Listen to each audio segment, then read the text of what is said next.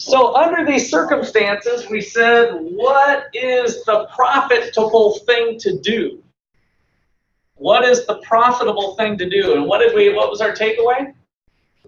What was the profitable thing to do? Produce at 30 where the MC crosses MR. Good. So produce 30 units. That was our kind of our key thing, is that the business person's deciding, the farmer's deciding how many bushels should I bring to market, and 30 was the profitable one to do. We were tempted, and we went through the exercise of, well, 20 looks awfully good because the revenue and cost have the biggest gap here. But what was our missing link with that talk? Why was that not the thing to think about in this case? Why was it better to produce one more bushel? This is a really key concept. What's that? $5 more, but that's only $5 more of revenue, so be careful with that. Are we out to maximize revenue, or what was going on? Still more revenue. There's still more revenue than the cost for the marginal unit, right? So for each extra unit, if I produce the 21st unit, this is, I'll just review from what we did last time, so just trying to get us re-engaged here. The money in the cash register was $5. The cost of that unit, I go up to the marginal cost curve, the additional cost curve, if you will, bring it over here, and I don't know if I gave you a number last time. Did I? $2 and something or whatever? But it was something less than 5 was the point, meaning that that's a profitable unit to make. So do it. If the revenue is greater than the cost of an extra unit, do it. And keep doing it until the cost of an additional unit is greater than your revenue. Then what happens here at 40? Is that a good spot to be? It's too expensive. So the 40th, this is where we got to put kind of our extra per unit glasses on here, because when you guys look at this on the homework problem or whatever, the 10th, the 20th, and the 30th, and the 42nd, right? The and the whatever, those don't show up for you, right? So here's the thing, when you are looking at a marginal curve, I want you to put on kind of a new set of goggles, and when you look around the horizontal axis, those all of a sudden mysteriously appear. That this is the 10th unit, the 20th, the 42nd. All of a sudden those little suffixes just kind of materialize because you are thinking about the marginal unit, even though they're not there in reality, because that's our interpretation of that. It's always one additional unit, one extra unit. And what this one says is that the 40th unit makes no sense to produce. Why? Because the cost of the 40th unit is $10.33, whatever this number is. We go up to the marginal cost curve, hang a left. $10.33 is greater than the $5 worth of revenue. That's stupid. You're losing money on the 40th unit. Back off. Start heading this direction. And so what was true about the last unit that we produce? What is our profit maximizing condition? The thing that assures us that we're set. 0, right? And that's where marginal revenue equals marginal cost. Graphically, that's where they intersect. So the 30th unit had revenue of $5. It cost me $5. So in a sense, I broke even, but remember, opportunity cost is always included in that. So it's okay. I'm not making tons of money on it, but I'm covering my opportunity cost. Make the 30th unit. Don't make any more. Don't make any less. You have maximized profit right at that level. All right, questions before I write that out?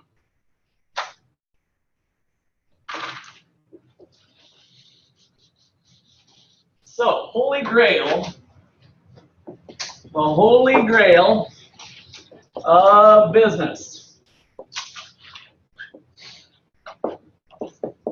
To maximize profit, a firm should To maximize profit, which is the thing we assume that they're trying to do, to make as much money as possible, to maximize profit, a firm should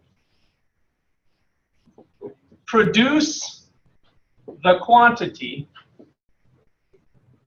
where the revenue generated by the last unit, produce the quantity where the revenue generated by the last unit is just equal to the cost of that last unit. To maximize profit, a firm should produce the quantity where the revenue generated by the last unit is just equal to the cost of that last unit.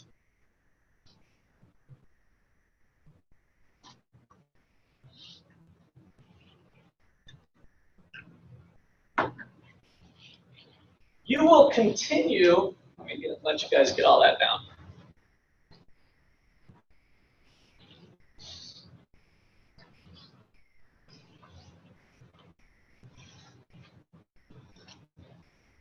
You will continue to guide your company in the most profitable direction by remembering this thing. That's what makes it the holy grail of business, is that we're always going to be thinking, should I pull out an ad in the Sunday paper?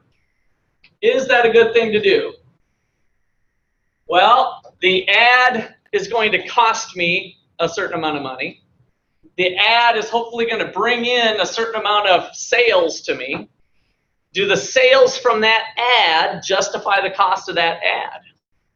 If the revenue generated by that ad, expected revenue generated by that ad are greater than the cost of that ad, then do it. If not, don't. So by continually applying this to every situation, you're gravitating towards profit maximization. You're slowly moving in the right direction each time. How do companies actually like characterize how much money they made by putting out an ad compared to another form of advertising? What do you mean, how do they characterize? How do they judge? Yeah. Hopefully they got some data from that might be biased from the company that's trying to sell the ad. So when the Sunday newspaper, I did this a lot for the various businesses that I was involved with, they'll bring you the yellow page ad. Well, here, Mr. Magala, we've got this ad will reach 3,000 people, and we have this many clicks going, and right, so you start to calculate what the exposure is. And then sometimes it's a trial and error thing. Did the ad work, did it not? And we see what happened to business to decide. And so sometimes, if it's a fairly low-cost ad, we might experiment. If that ad is the Super Bowl Sunday advertisement, then you might want to do a little more groundwork rather than just trial and error if you're going to cost $1 million a second or whatever for those Super Bowl ads. But if you're a multi-billion-dollar company, $1 million a second isn't that much anyway. So then we're right back to the trial and error. Maybe we'll try it this Super Bowl, but not next Super Bowl. Okay?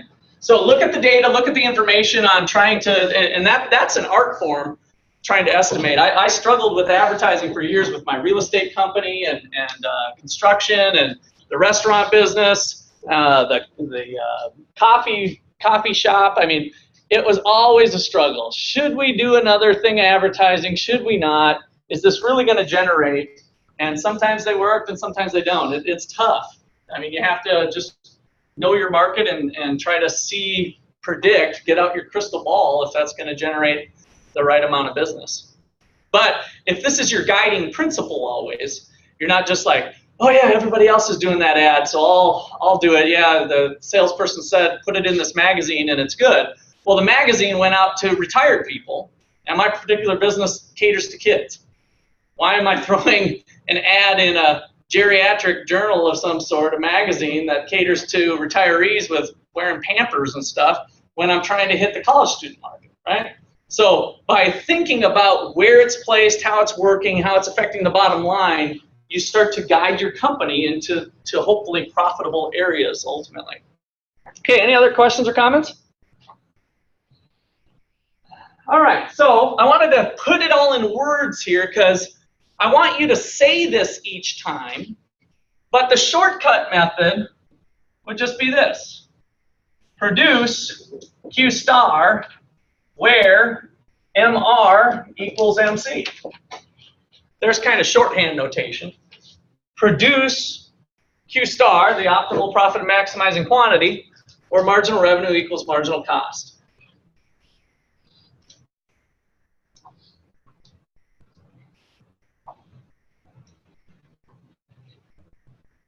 All right, so how much money is this profit maximizer making? How much money is the profit maximizer making? Are you busted? I see the smile. Huh? Well, Sam was interested.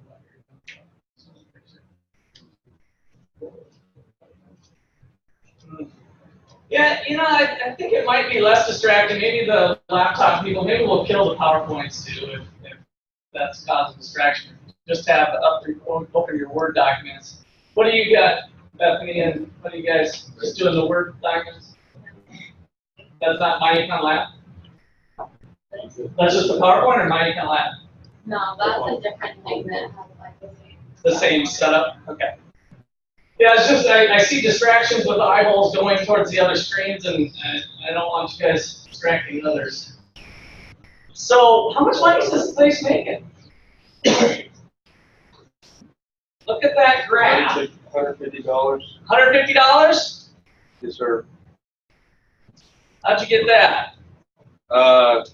Price times quantity. Okay, so price times quantity.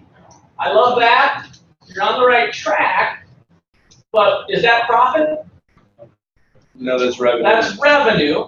Okay, good. We need cost of production, yeah. So what do we need for that? What's that, Tony?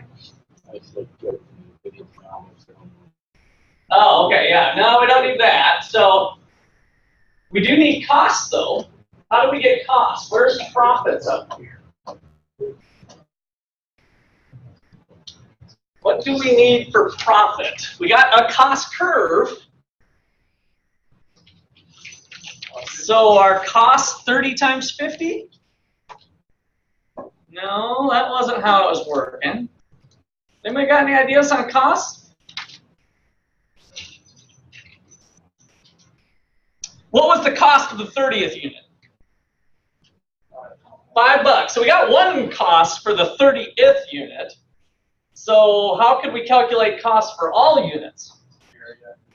The area under here might be a start. And the reason I wanted to point that up, so for instance, the 10th unit was $2.46 or whatever, right? So we could add up the cost that way. It turns out that's going to be missing something. If we add up all of the area under here, just to kind of sum the marginal cost, so if you think about it, we're just adding up the marginal cost of each of the I equal 1 to 30 units, which is I'll start backwards. The 30th unit cost me $5 plus, plus, plus, plus, plus. Add it all up. It turns out that's still not going to be the right answer because what's it missing? What is it missing? No idea. Fixed costs. Good. So extra credit point here. I heard a couple fixed costs. I think I heard Y at first. So fixed costs are missing. So what data would be helpful on this graph to more easily calculate total profit? What's another curve that would be helpful to add to this? Fixed costs would be nice. What else? Somebody else other than Wyatt? Average total cost. Awesome. Yes. Right? Average total cost. Let's see. Blake. Right? Last name? Ivan. Average total cost. So let's get an average total cost up here. Remember that it's got to be bowl-shaped, bottoms out at the marginal cost curve, and heads up. Something that looks like that. Bowl-shaped, cutting through the marginal cost curve at its minimum point. That was one of the two properties we learned about with the Chapter 11 stuff.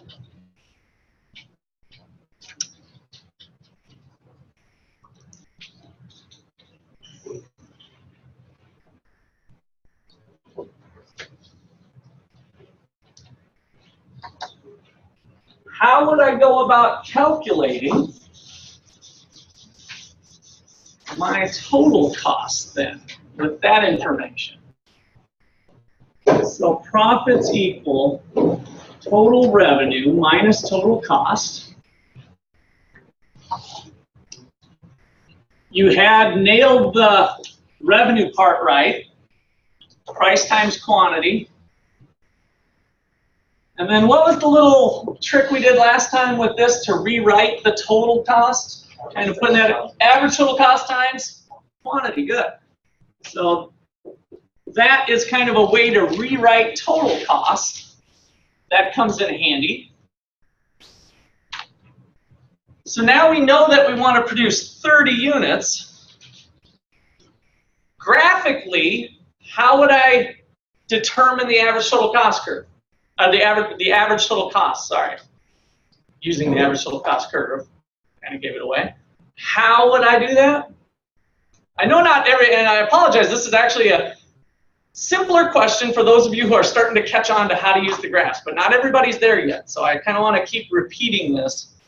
How do I find the average total cost graphically of creating 30 units? I'm producing 30 units. What's the average total cost per unit? How do I do it graphically? What am I doing with my eyeballs? Going straight up and then hang left, right. So at 30, I'm going to go up to the average total cost curve, hang a left, and read off that number. Let's just say that that number is $8. I'm going to go with. What is the profit for this profit maximizing firm producing 30 units? $60? So we had, what'd you do here? We got 240.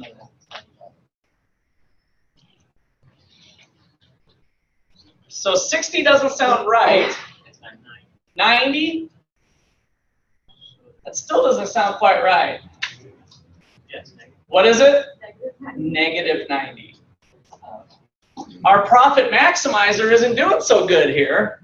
Our profit maximizer is losing money. At a price of, or at a quantity of 30, we can calculate, these are the right pieces of the puzzle, come back to this equation, we get $5 times the 30 units minus our average total cost of $8 times the 30 units. 150 minus 240 gives us a negative 90. Couldn't you tell that just from where you do the average total cost? Mm-hmm. So if that average total cost had at a point dipped below the marginal return, then it would be a plus, not a minus. Yeah, we'll kind of get there because each time if you're doing any dipping, you still have to obey the rule of it cuts through the minimum. So depending on how you place it, it would have to be placed appropriately for that. But let's not jump the gun too fast here. So negative 90, what is going on? Did I just totally lie to you? Holy grail of business, this is the best thing ever. 30 units, we're losing money. What's the deal? Sam? Possibly. I mean, this is at least a sign. But now if we go back to those talks we had, is just because you're losing money this month, does that mean you go out of business? No, you make changes, right? We talked about the whole long-run process. So currently, we are having a loss, but what's a better quantity to produce? 35? So if we go higher, what's going to happen? Let's take Ashton's suggestion here. Should I bump up to 35? Let me come to you. I saw your head shaking. I like your answer. I think you were shaking your head. Wasn't that you? What's your name? Austin. Austin? You wouldn't want to because your like marginal cost is going to be more than your marginal revenue. Awesome. Yeah, you're right. You're coming right back to that marginal thing. The cost of the 35th unit is up to the marginal cost curve somewhere over here. The revenue generated by the 35th is still 5. So we'd be losing money on the 35th, which means what's happening to our overall loss? It's getting bigger, right? Bigger in absolute terms as far as the loss. So I'm losing $90, I'd be losing more money. What if we go less? If we go a little less, down to 20 or something, what would be true about the loss that were occurring at 20 relative to where we were? Yeah, it's still going to be more, because at the 20th unit, there's opportunities to be still profitable, right back to what we did earlier. The 21st unit, the revenue generated by it is greater than the cost, so my loss is going to get smaller. So the profit maximizing quantity, Q star equal to 30, I didn't put the little Q star here, produce this quantity. It's not only the profit maximizing quantity, but it's also the loss minimizing quantity. So you are doing the best that you can, given the current circumstances. 30 is the best. You'll lose more money if you change either direction.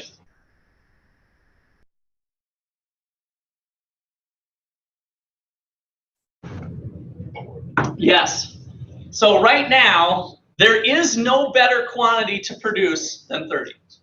I think is kind of what you're asking, right? Yeah. He can't do anything to improve under this circumstances. Now, in reality, they're going to try to reduce costs and do some things to change their business around for the next period.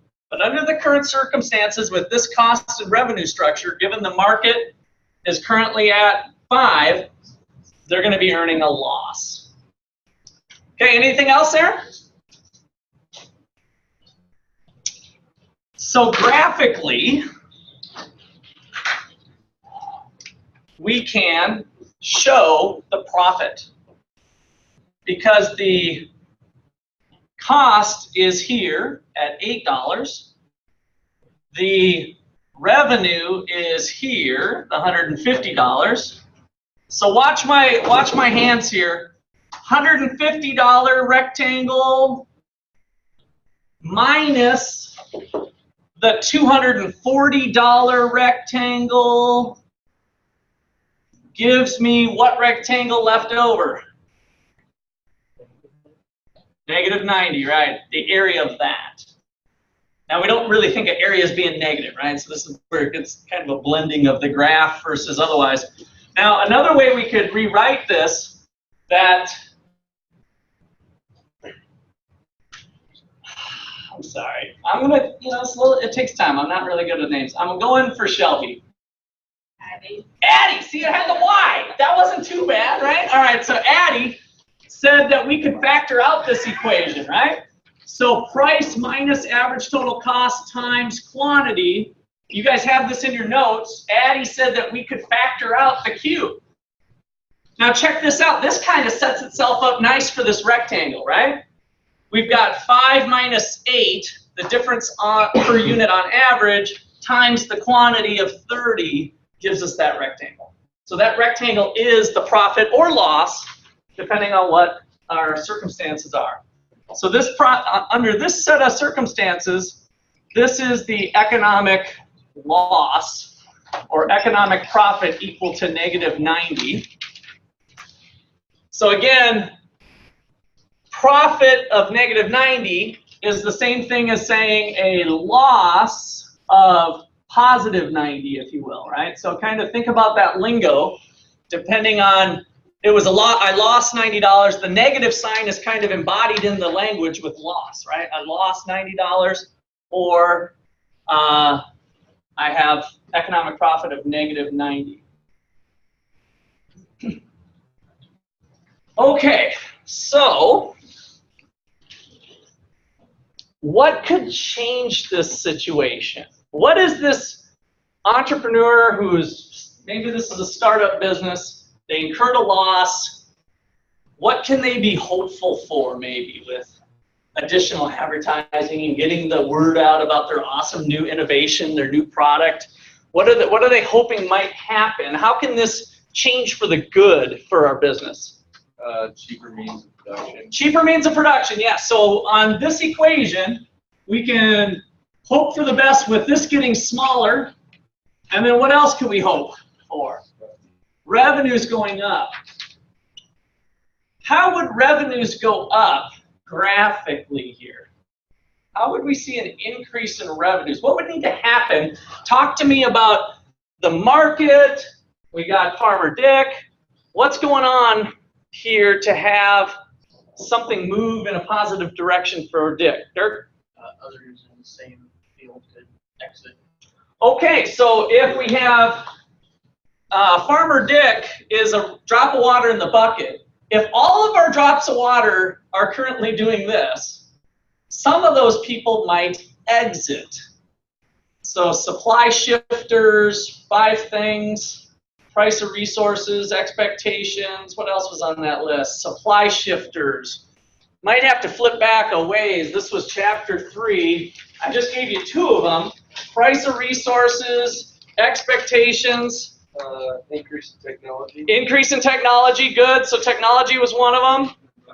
Number of suppliers, boom, boom, boom. And then what was the last one?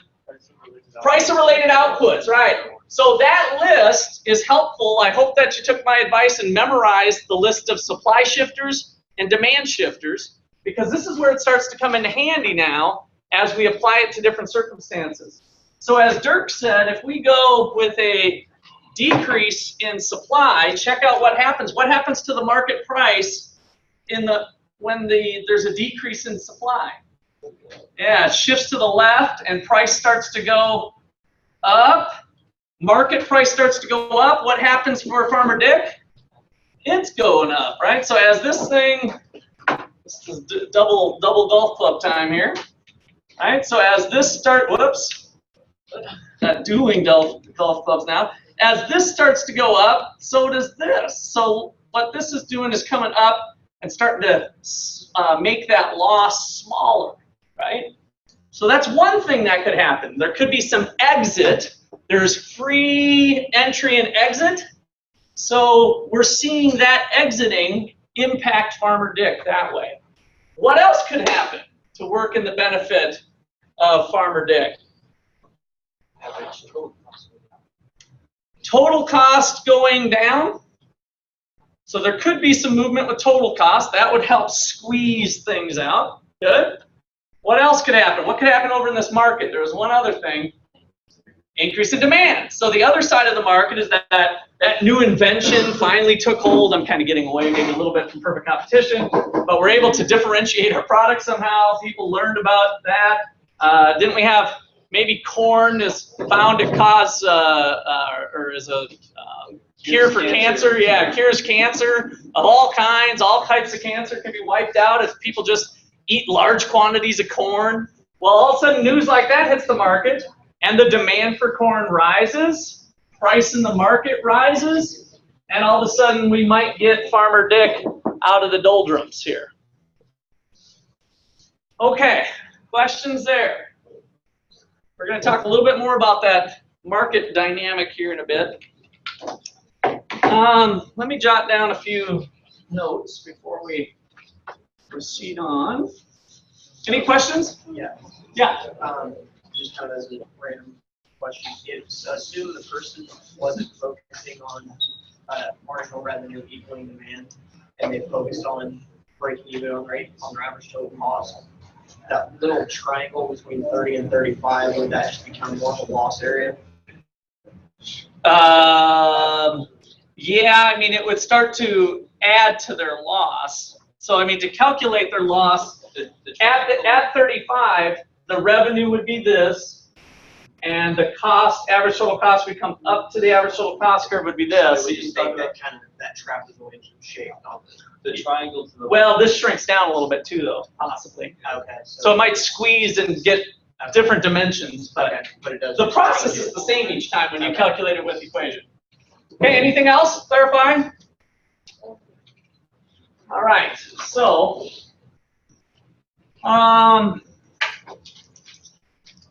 let's see, some notes here. So first of all, Q star, where marginal revenue equals marginal cost is the profit maximizing, or what we have written down, it's also the minimizing quantity. The key is, what makes it the Holy Grail business is that there is no other quantity that will do better.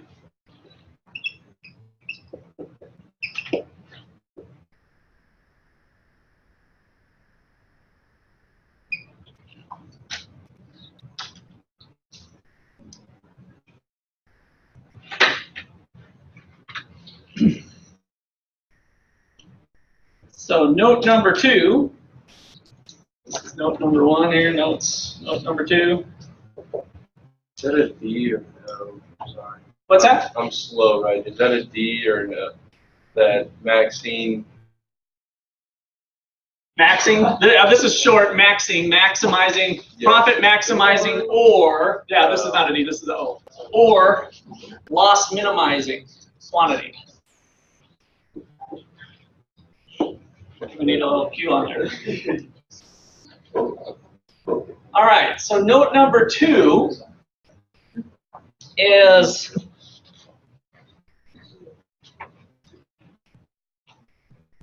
the farmer, or more generally, remember that this generically when you read in your book or something is the representative firm, the drop of water in the bucket. The farmer or the representative firm can be made better off by a couple things that are outside his or her power. One, a decrease in supply, which leads to an increase in price. So exit of firms.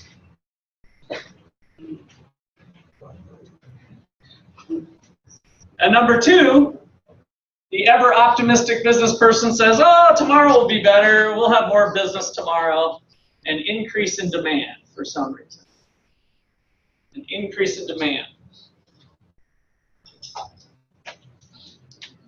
Both of those things are going to change price to the better.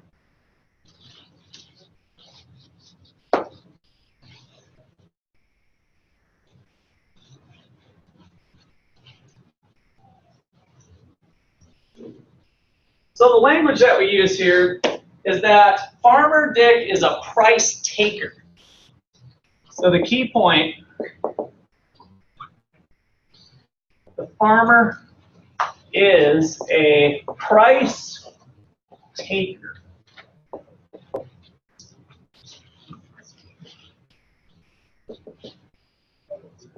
He or she takes the price that is given from the market.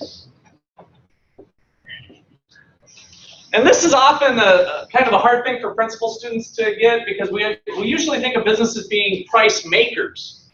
How much do you want to charge for pizza? Well, $13.56. Don't they make the price? In that context, they do. And that's why this is a little bit more difficult to think about this.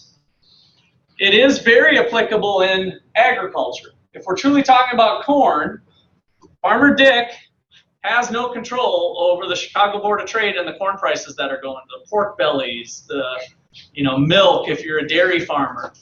What's the price? You go to the co-op, they tell you, you live with it, or you don't sell. That's your only choice. You can't say, wait a second, my corn's really, really, really, really, really good. I have to get 10% more. They say, shove it. I've got 1,000 other farmers behind you, and I don't think your corn's any better, right? So there's no power. There's no power to them to get a change in the price. They're a price taker. Yeah? In this situation, it makes sense for a better way to lower your price. Would it make sense to lower the price? What do you think about that? That you sell. Yeah, that you're selling the corn at, right? Would it make sense to lower the price? Is that what you said? To a point, depends on whether or not it's Let me. not from a profit standpoint. Not from a profit standpoint, right? And why not from a profit standpoint? Your total revenue is going to go down. So the underlying thing there is that you're going to get all of your corn sold no matter what. And so you don't need to lower the price because it's all going to get sold at $5. So there's no benefit to lowering it under this context again. Remember, this is a little bit far-fetched, but we're trying to explore our thoughts, kind of push our brain to this extreme endpoint to say, what would the world look like there? And I promise you that there are real-world insights to this stuff. But under this context, this set of assumptions, yes, there would be no reason to lower the price because you're going to get them all sold anyway.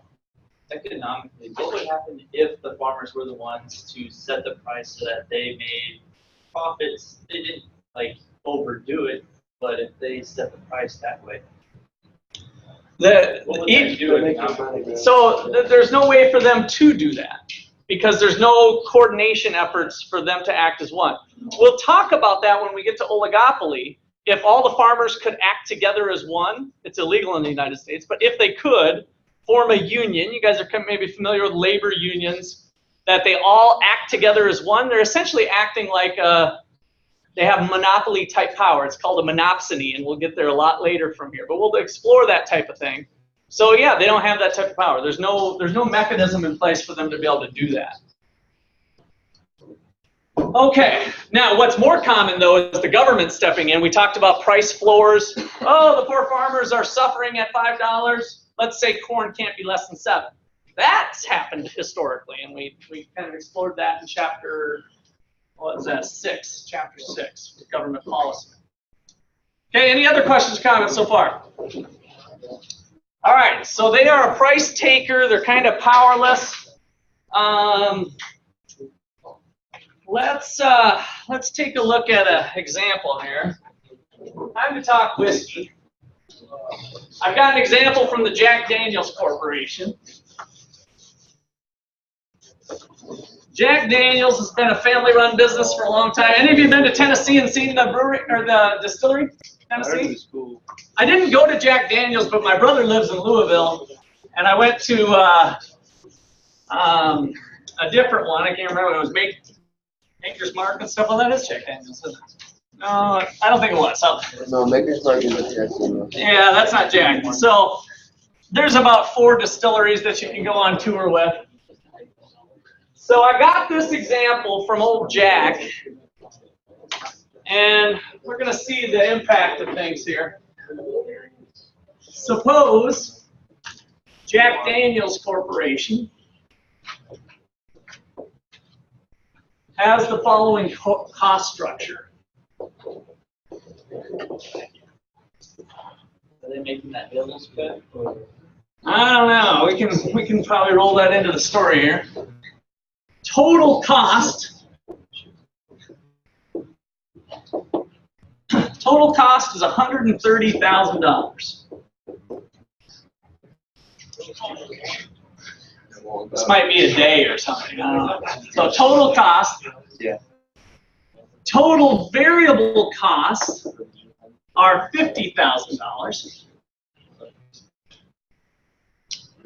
And total fixed costs, you guys can help me out with, is how much? 80, right, exactly 80, because we know that total variable cost plus total fixed got to equal total. So we got $80,000 of fixed costs. All right, so if marginal revenue equals marginal cost at a quantity of 10,000 bottles,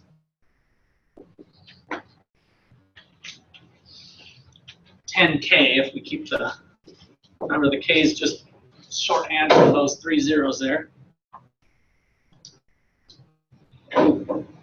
What is the average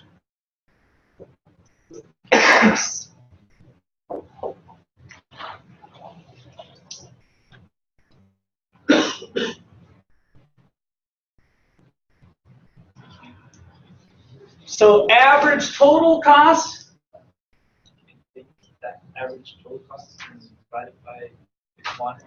this is total cost. Yeah. You take the average total cost divided by the quantity, that'll give you price per bottle. No? How do we do it? Total cost.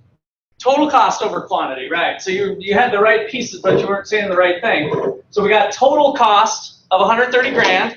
I'm kicking out 10,000 bottles. Total cost 130 divided by 10,000 equals how much? 13, right, for the total cost. So average total cost equals 130,000 divided by the 10,000 bottles gives me $13 a bottle. Each bottle on average is running me 13 bucks. Average variable cost,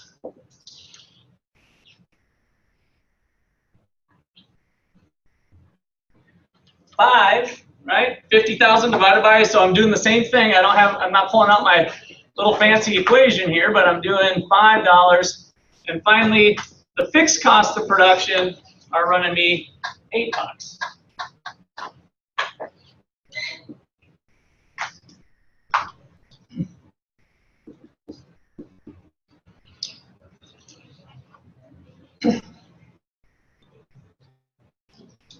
All right, so let's assume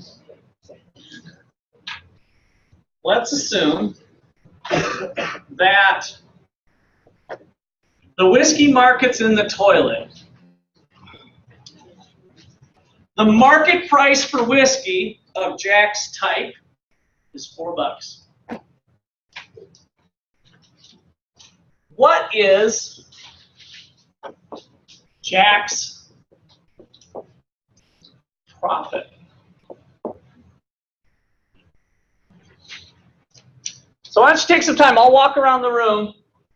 Get your profit equation written down first. So I would start this problem off by just doing the generic profit equation.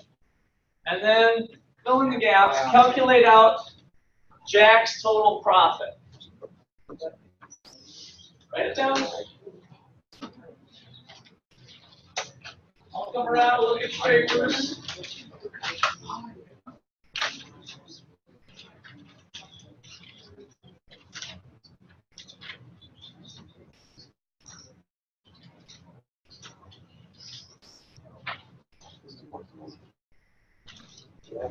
Okay, that's good.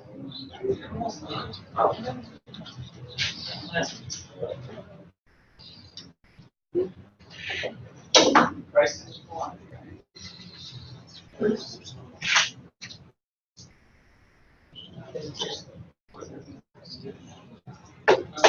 Okay. The final answer. What's your final answer? I want to see the calculation. What's the total profit?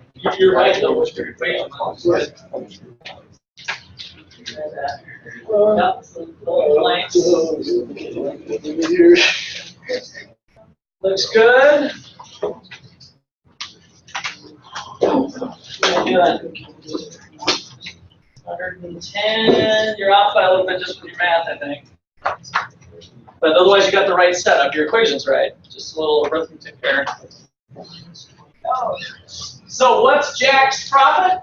Negative 90. All right. So we do the whole holy grail business, and we get total revenue minus total cost. And in this case, we get $4 times 10,000 is 40,000 bucks. Let me do the K's. It's a little too many zeros. 40,000 minus our 130,000 gives me a negative 90,000.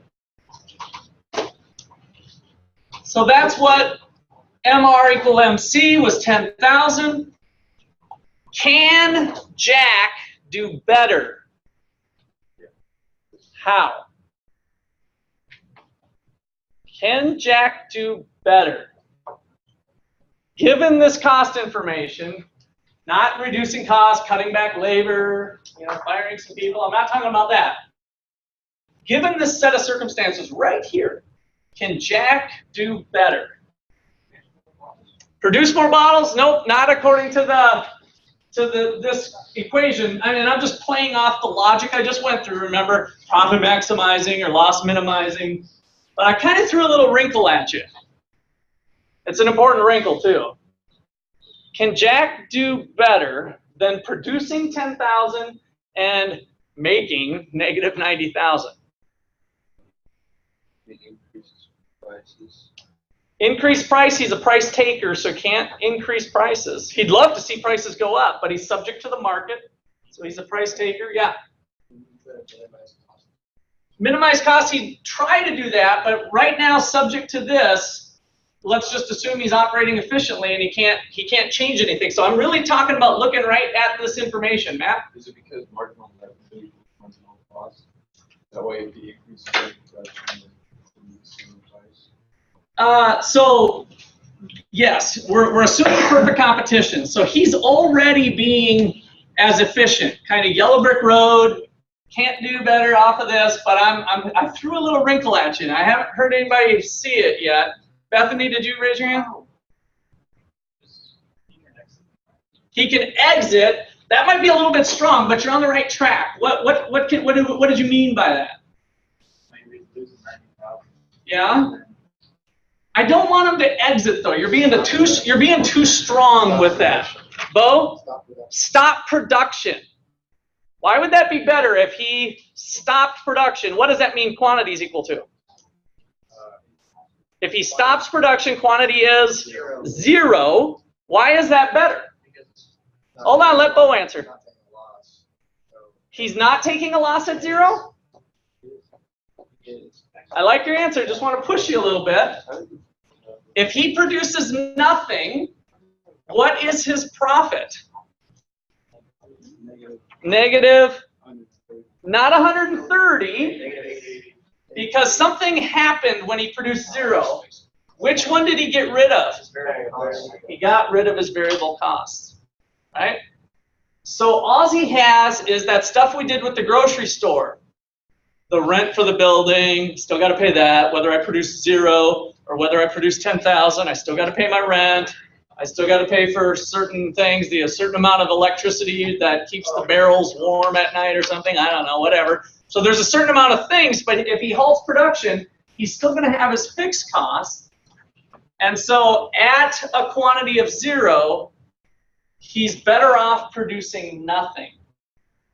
Now, I said at first you were a little strong with exiting, because what does it mean to exit? I said you were too strong with that. Exit means something different than producing nothing.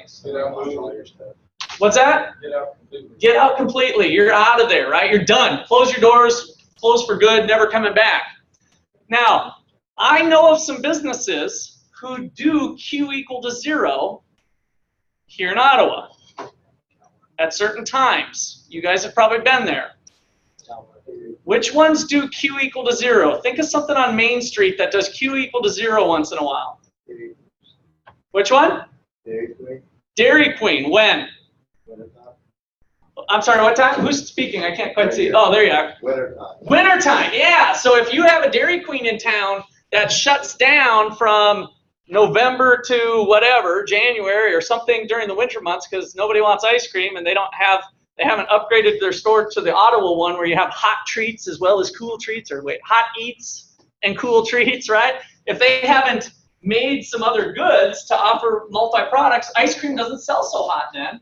And when they open their doors and they pay their high school student to work the front counter and their college students to work the front counter, after they add up everything, their statement looks like this. And then they scratch their head and they say, you know what? It would be better to just close down for the winter. We'll pay our rent payment.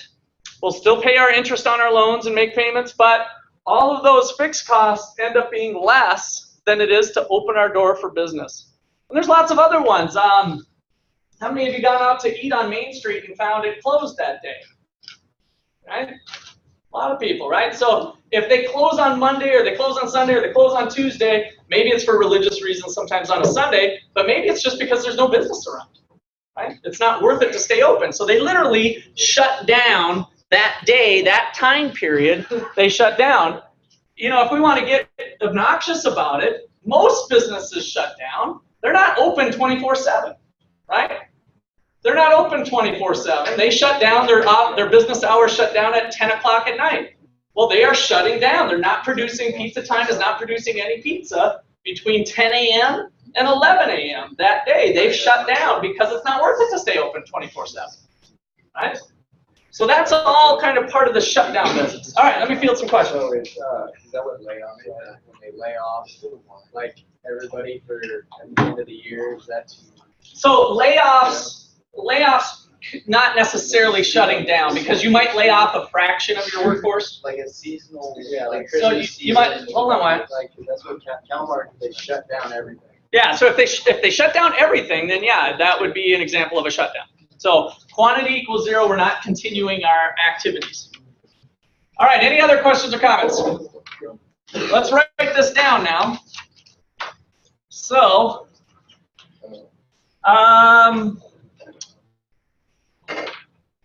note, if Jack produces, and this is where we get kind of weird with our language sometimes, if Jack produces a quantity equal to 0, well, that means he's not really producing, but that's the way economists talk sometimes. You might see something like that. If he produces a quantity equals 0, then profit, if we just go back to our profit equation, and let's write out the whole thing since we have to know this, profits equal total revenue minus total cost. Profits equal total revenue. In fact, let me go ahead and do the price times quantity minus average variable cost times quantity minus total fixed costs, which we could do the average cost. I'm not trying to be too obnoxious here. Let you get caught up to this equation. We've never written it this way so far, but I'm doing it for a reason. If I shove a Q of 0, these just disappear, right? So no revenue, no cash register, no variable cost though, and my profits are equal to my negative of my total fixed costs at the shutdown point. So profits equal negative total fixed costs at the shutdown point. For our example here, for Jack, it's negative 80. Negative 80,000. Yes? Wouldn't total fixed cost still decrease because like your power bill would be going down and employees wouldn't be working? Not if we've done our true homework of separating out the electric. Remember when we talked about the coolers? That if we have less business, maybe there's a little bit of energy savings of not opening up the fridge. So there's kind of a variable component, but then there's also a fixed component. And so if we're completely isolating the costs that truly stay fixed, then we get this result. Okay. Okay? Anybody else? So 80,000 is if we shut down. Since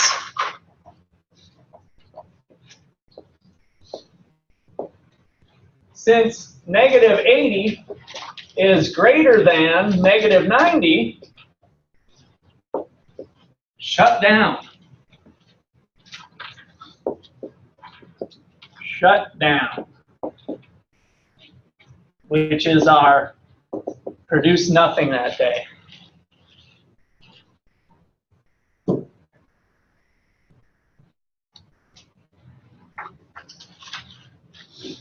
So some of you might be thinking, but Russ, that means you lied. That means you lied.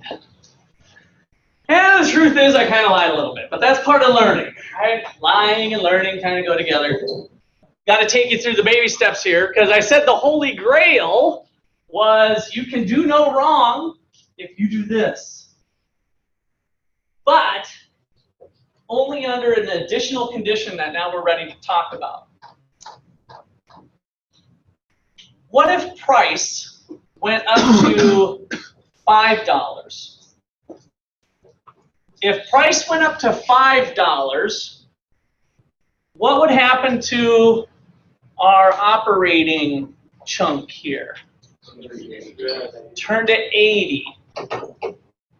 So that's a good thing, right?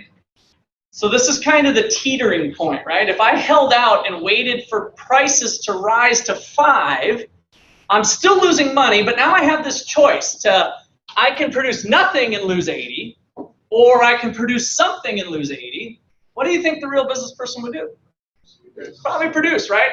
You've got opportunity cost, you've got your employees that are going to come back to work, employee morale. So, I mean, if we talked about the real world, I think for sure we'd have that entrepreneur producing.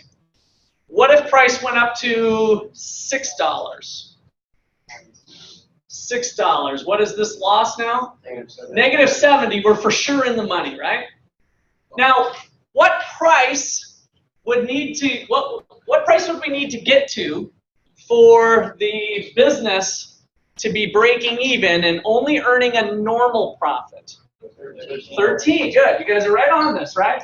So at this price of 13, we finally rise to the level where we're breaking even and we have a normal profit. And then, of course, it's all gravy after that if we get prices that are higher. Okay, so let's map some of that out. But Russ, that means you lied. Yes, I did. Sorry about that. But ... All right, so let's take a look at what that means graphically, and then I'm going to kind of restate the Holy Grail business so that it takes that part into account.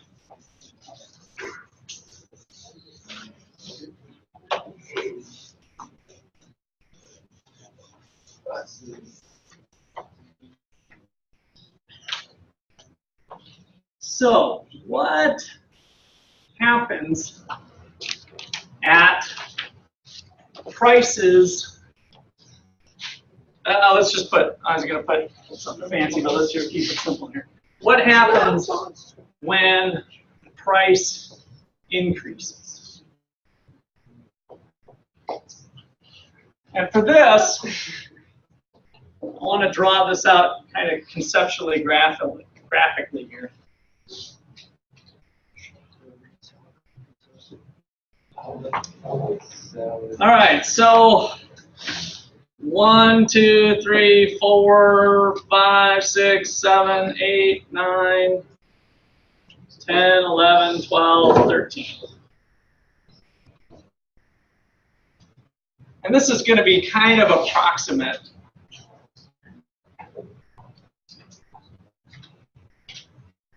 So at 10,000, at our Q star, I might not even put 10,000 in because there's another thing I lied to you about that I'll talk about later. So at a price of, at the profit maximizing quantity, we just go back and kind of retrace what went on. We had average total cost, 1 point was up here. So average total cost was 13.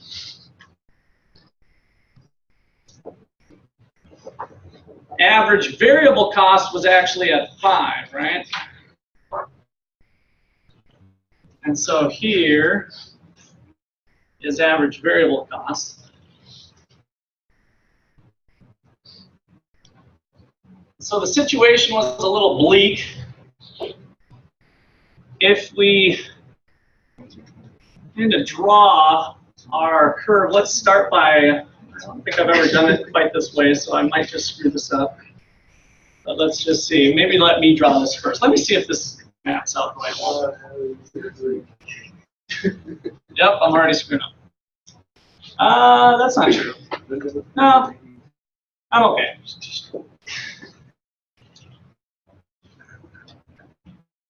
Yeah, I am already screwed up, but oh well. Since I don't have it going, this will work. I can live with this. So marginal cost cuts through the minimum point. Remember the average? These are the same things we just did last week. I just kind of mapped them out to work. This is more reality, what I'm doing now. This is better.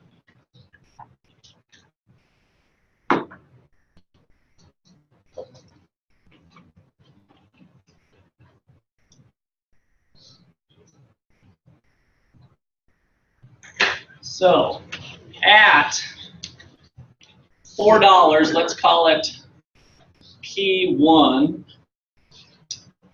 the demand curve or the marginal revenue curve looked like this, MR1.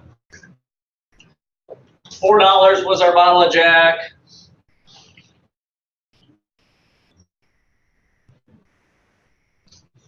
So this is not working out. I can see it already, but that's all right. We're going to get rid of this little Q star. I'm still going to roll with it. Marginal revenue equals marginal cost here.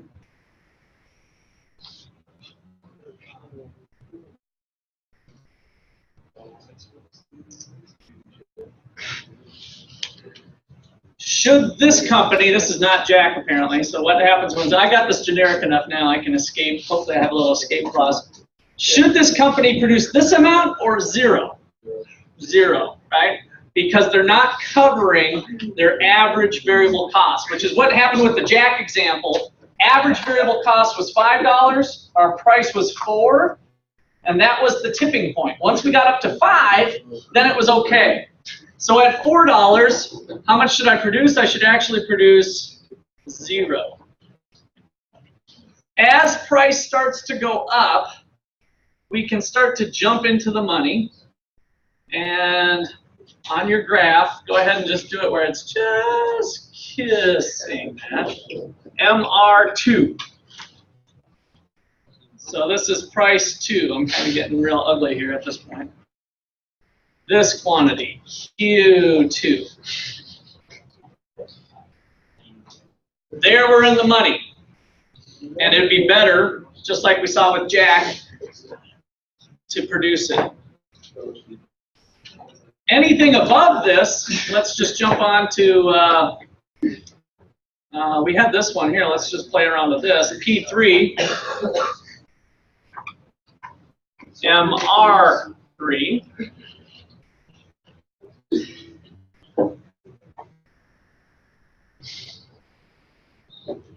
Marginal revenue equals marginal cost here. We're going to increase production to Q3. And it doesn't matter, you guys, where you put these lines in. Just as long as you got the P3 and the Q3, I'm going to come to a point here eventually. And just for fun, let's put a price up here. This was that break-even price. MR4 at 13. So if price rose to 4 to $13, marginal revenue equals marginal cost here. That ends up being our Q4.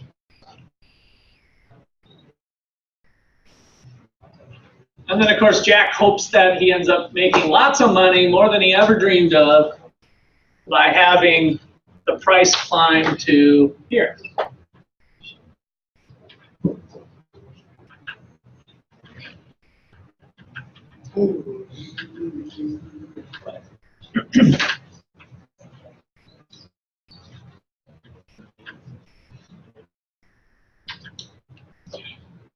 So there's a supply curve hiding in here. What is the supply curve? Back to chapter 3 again, law of supply.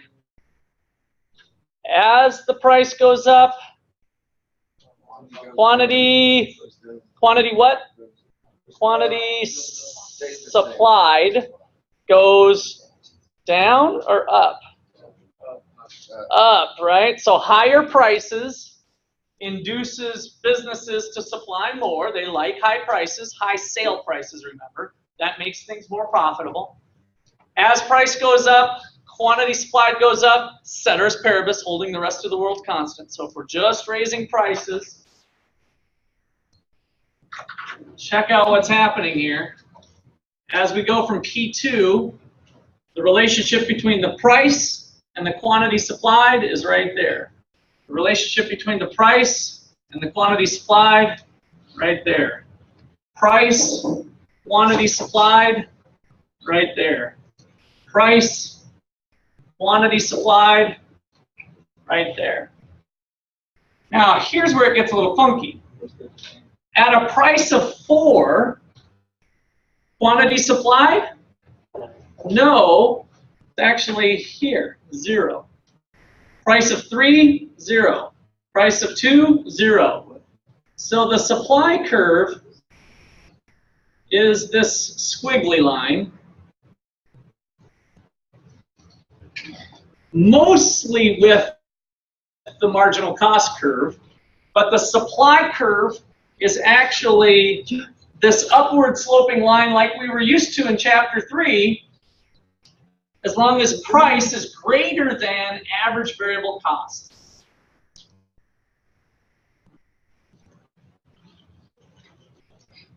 So the squiggly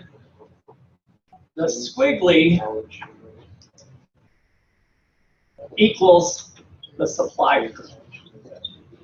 Are we assuming that the demand is going to increase with the price? Yeah, that was kind of happening behind the scenes. So price was rising. We didn't know why, but it might have been demand. It could have been even possibly supply. But for one of those reasons, price was going up. All right, so key point.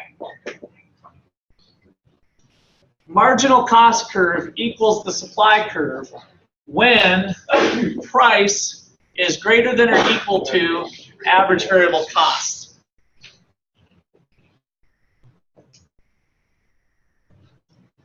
Now, we've been telling you this all along, right? Don't you guys remember that one? Supply curve, marginal cost curve, kind of think of those two things as one and the same. That was part of what we did with chapter 3. So that story's been being told the whole time. Marginal cost and supply curve. The supply curve from there is the marginal cost curve. So, but now we're learning why. Because it's the profitable thing to do. The profit maximizer is going to do that. That is their true supply curve. This is at the individual level. In fact, it'd probably be more appropriate here, by the way, to put a little curly Q on this little guy. This is really the small, this is Jack. This is not the market. This is the representative firm. I didn't draw the graph to the left showing supply and demand kind of interacting with it. Price is just going up. All right, so questions? I'm going to give you the modified Holy Grail next. All right, so modified Holy Grail, because now we have to factor in the option of shutting down. So modified Holy Grail of business.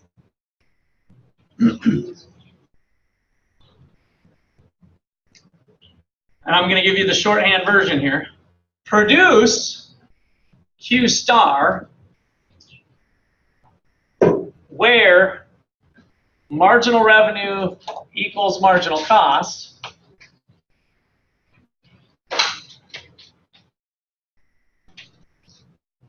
If price is greater than or equal to average variable cost. Price is above our shutdown point.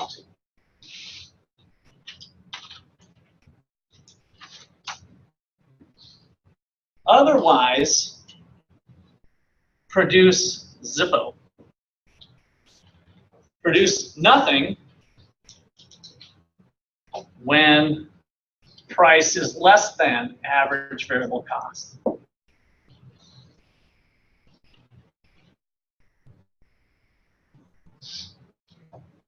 This little part here is the shutdown point, the point at which it's profitable to shut down, or most profitable to shut down. So,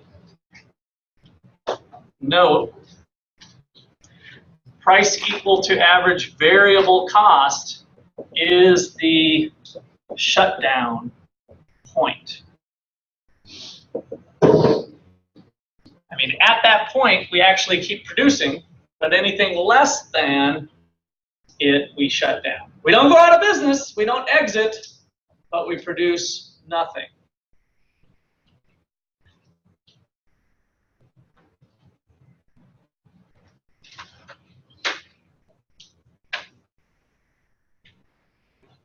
So what's, Sam?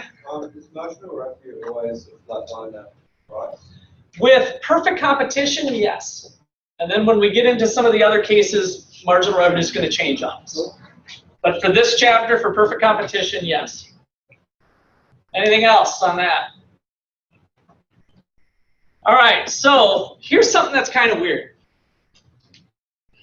If you are running a business, what does this tell you you have to make sure you cover? Your variable cost or your fixed cost? What's the one thing that you need to cover when you open your doors? What do you need to cover? Fixed, variable, variable. How many people say variable? Show of hands. How many are in the fixed camp? More fixed than variable. And guys, that's what I find. That's why I asked that question, because I think intuitively, you kind of want to cover your fixed costs. But it's actually wrong. In the short term, you need to cover your variable cost. Otherwise, it's better to produce nothing. So imagine I'm running a bar. I used to bartend back in my college days. And so we have a single bartender, right? Single bartender. And we're going to open from, let's say we're just a straight bar business. So we're going to open up at 4 p.m. and we're going to close at closing time. Kansas is 2, right? Yeah. So 4 to 2. Why should I open or not? Small bar, one of those small little bars, you know, kind of the good old-fashioned grubby walls and small bar, one bartender. When is the proper time to say, you know what? It's not worth it to be open tonight. Not necessarily go out of business, because Fridays and Saturdays we knock it out of the park. But on a given weekday, what does it take for me to make sure I'm at least doing okay in terms of the volume of business, the drinks I pour that night? I'm a bartender. I'm making $7 an hour. Let's call it $8 an hour plus tips. So from a bartender standpoint, I'm okay with that. Or hopefully I'll stick around. $8 an hour, 4 p.m. to 2 a.m. Kind of a long shift. How many hours are we talking? 10-hour shift, $8 an hour. How much to the business? 80. Let's not get into benefits and all that crap. So let's pretend we got $8 an hour, 10-hour shift. As a business, what do I have to make sure about the number of people who come in and buy drinks that night? What do I need to at least get to?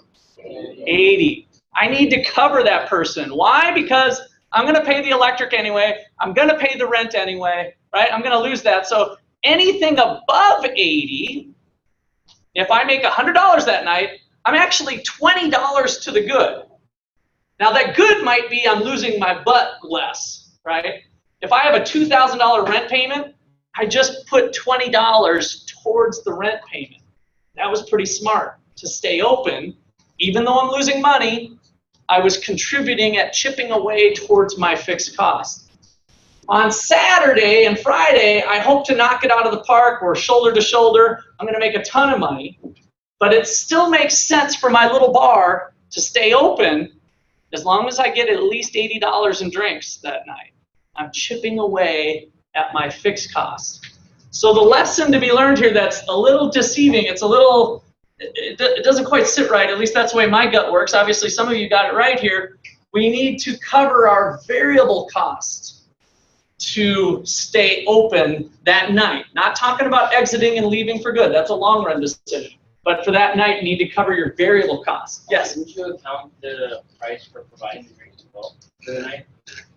Yes, yeah, you would. So there'd be other variable costs. Yeah, I was kind of telling about a story. Good detail to point out, right? So you still have cost of the alcohol in the bottle would be part of the cost that you're incurring. Yes.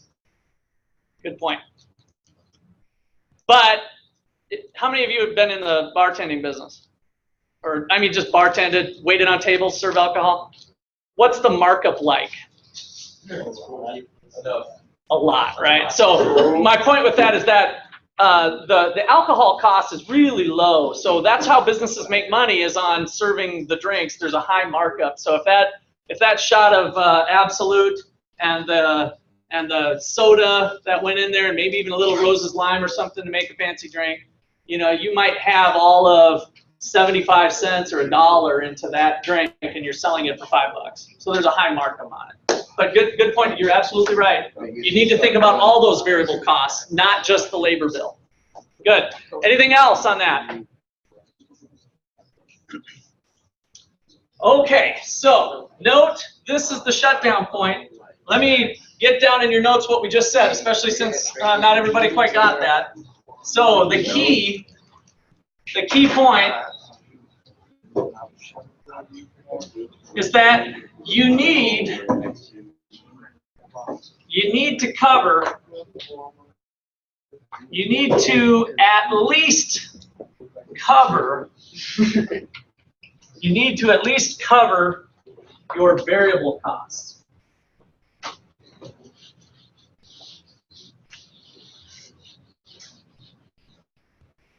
You need to at least cover your variable costs. Otherwise, shut down.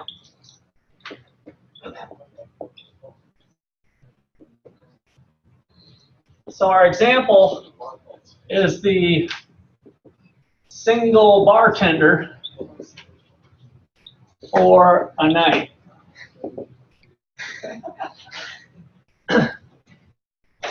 We've got variable cost, total variable cost of maybe $8 an hour times our 10-hour shift equals $80.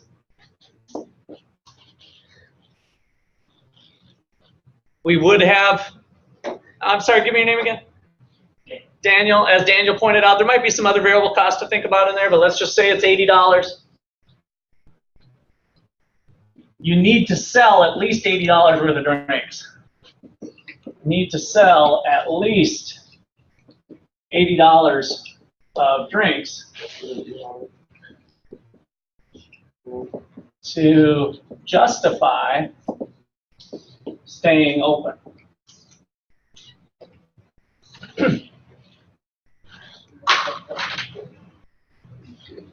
If your total fixed cost for that time period was $2,000, you're still losing your butt. I want to be clear on that.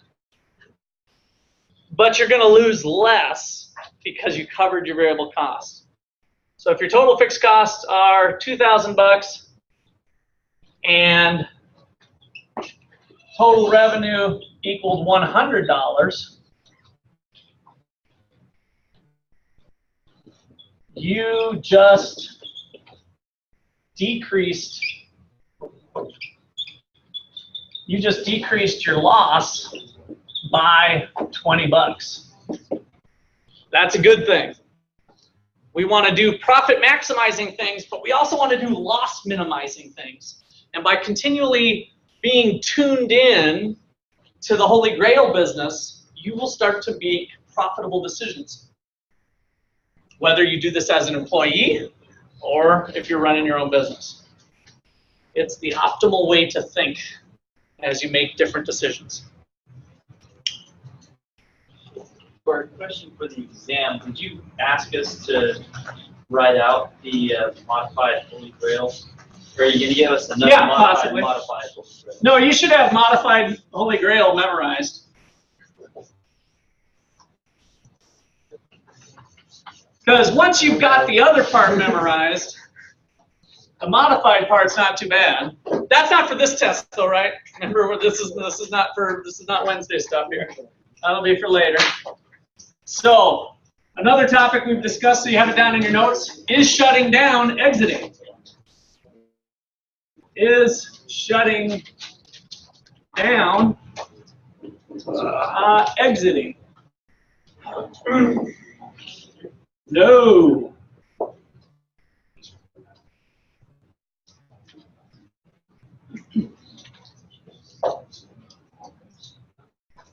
So, shutting down is a short-run decision. Shutdown is a short-run decision.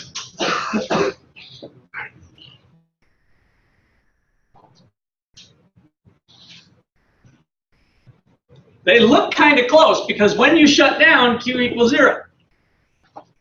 When you exit and close your doors for good, Q equals 0. So the result is the same, so be careful about that. But exit is a long run decision? They aren't entirely the same, are they? Because if you exit, then you don't have that fixed cost either. Right, but you got to pay it back. You still have a debt, and then you can either declare bankruptcy or you pay it back, depending on what it is. So this is go out of business. But exit is Q equal to 0 too. It's just a bigger commitment. You're done.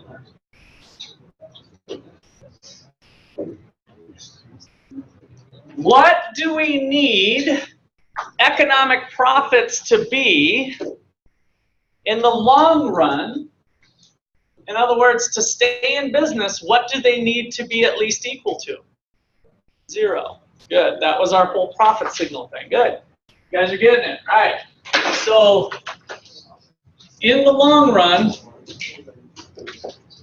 another key point, we got lots of key points today. In the long run, economic profit must be greater than or equal to 0. Otherwise, you're kind of being dumb. You're not going to be in it for the long run. Otherwise, exit.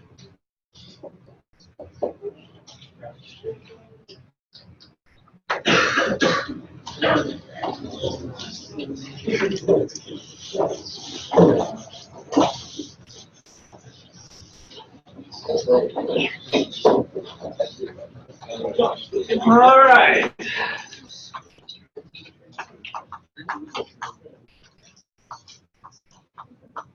Should we call it today? Let's do it. Mark your calendars. You got out early today. You're emailing us? Yep, I'll email the study guide.